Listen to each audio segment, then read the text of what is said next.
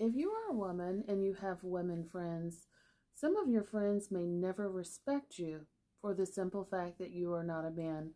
Hi, my name is Dr. Natalie Jones. I'm a licensed psychotherapist. I have been counseling victims of abuse as well as perpetrators of abuse for several years.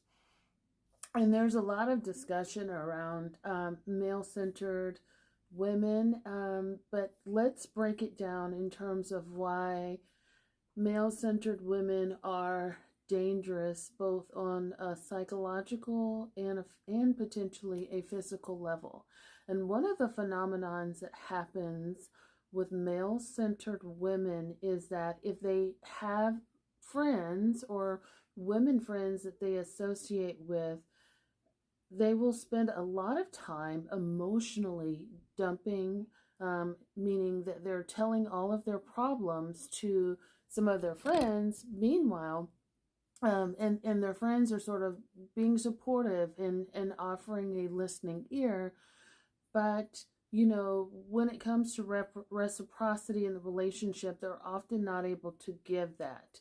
They can tend to be very shallow emotionally when it comes to pouring back into their women friends. A lot of times, women who emotionally support male-centered women will often provide solutions and great advice, and that can go over a male-centered woman's head many times because that advice that that woman is giving them is not coming from a man.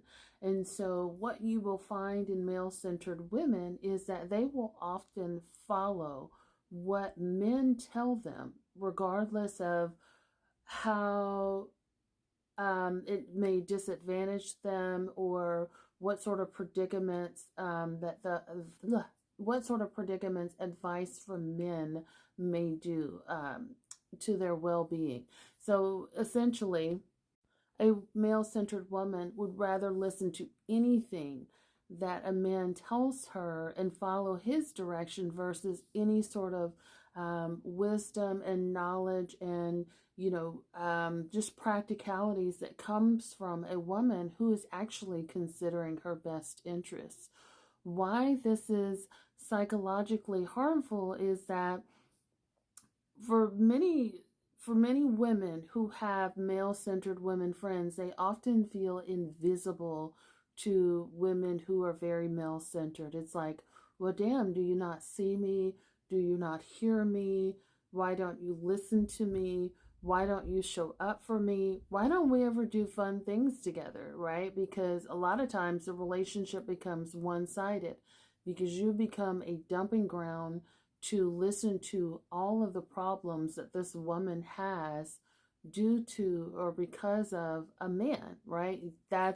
You're doing the emotional labor because she can't go to that man and won't go to that man and try to problem solve. So in essence, you help to keep her in that relationship with a man that's dysfunctional. And that man could be her father, it could be her brother, it could be her lover, it could be any number of men in that woman's life. She's never going to go and tell them or try to work out the problems with them directly, but she will dump on you and have you sort of clean up her emotional mess like a servant.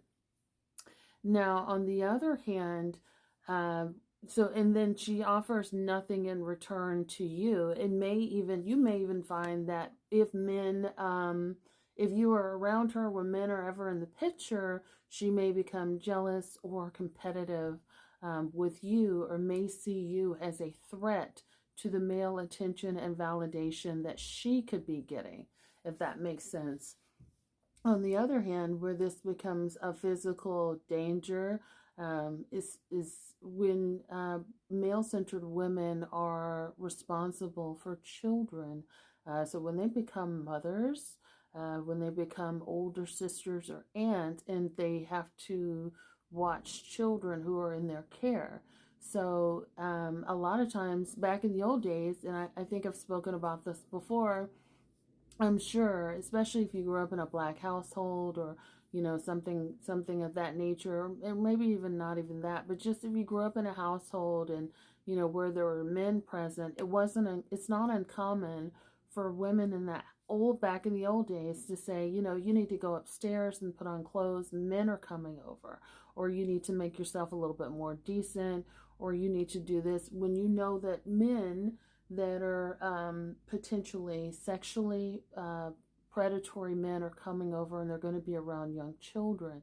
So again, just to close up this loop a little bit, these women can become predatory when they're caring for children, or when they're caring for other people that may be vulnerable, and they're telling them, hey, I don't feel safe around this man, or something happened to me due to this man. And so these women tend to not believe anybody, or she may be more apt to believe the man who is predatory and or violent towards either the female or the child or whatever, because she has conditioned herself to only listen to the men, even at the cost of everyone else, even at the cost of everyone's safety or well-being, including her own. She will, just sort of block out everything and almost sort of blindly follow what a man tells her. And I think that that's why, even across social media, you see it. And I think this has come up a lot more recently lately, where there's like all these women that give like great advice and great tips, but the men are always going to have a huge following, for the simple fact that a woman will only believe that it's true if it's coming from a man's mouth. And men know that, and they are monetizing and benefiting off of that, because they know all they have to do at bare minimum is parrot what a woman says, and suddenly what they say becomes liquid gold, even though that woman may have heard that message 1,000 times before from other women.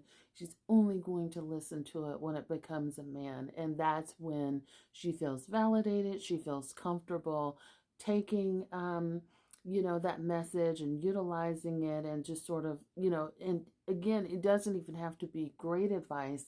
It doesn't have to even be phenomenal advice. It just has to be something coming from a man's mouth. And even at the cost of her own detriment, a male-centered woman will always follow that. And she will be blindly loyal to a man, even at the cost of her family and friends. And that, my friend, is why male-centered women are very, very dangerous.